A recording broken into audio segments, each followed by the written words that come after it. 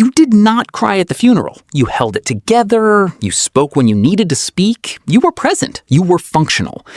And then 3 days later, you watched a scene in a movie where a fictional character said goodbye to someone they loved. And you fell apart. Not a little emotional, not misty-eyed. You genuinely fell apart over people who do not exist in a story that never happened. And somewhere in the back of your mind, you wondered what that says about you. It says something, but not what you think. The psychology behind why some people cry at movies, but hold themselves together through real loss, is one of the most fascinating and least understood patterns in emotional science. And once you understand it, you will never feel strange about it again. Welcome back. This channel is about human psychology, the real science behind why you think, feel, and behave the way you do. Subscribe if you are new. Let us get into it. Here is the first thing you need to understand.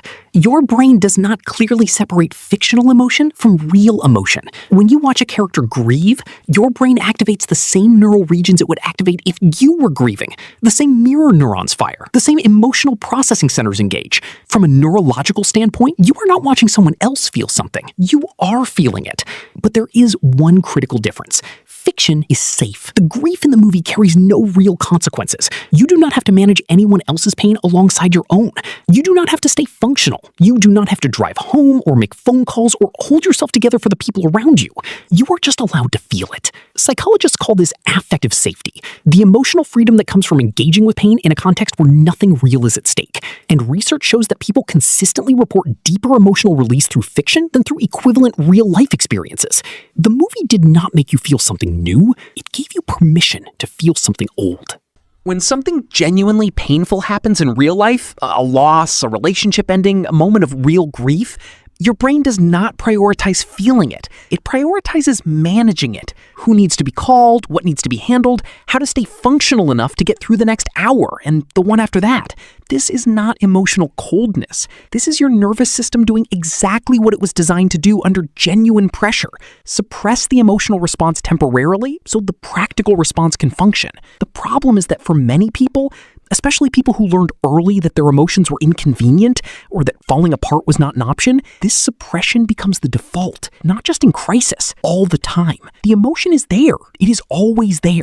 But the nervous system has learned to hold it behind a door because at some point, opening that door in real life carried a cost that felt too high. And then a movie opens the door for you without asking permission, without consequences, without anyone watching who depends on you to hold it together. And everything that was behind that door comes out. Here is the paradox. The people who fall apart at fictional stories are not the ones who feel less in real life. They are the ones who feel more. The depth of the movie response is a direct measure of how much is being held. The more intense the fictional release, the more that has been stored, carried, and quietly contained in the real world. You do not cry at movies because you are too emotional. You cry at movies because you are too contained. And the movie found the crack. So the next time you cry at a movie and feel strange about it, understand that what just happened was not weakness. It was your emotional system finding the one place it felt safe enough to exhale. The fictional distance was not making it less real. It was making it finally possible. Drop a comment. What movie broke you when real life could not? I read every single one. See you in the next one.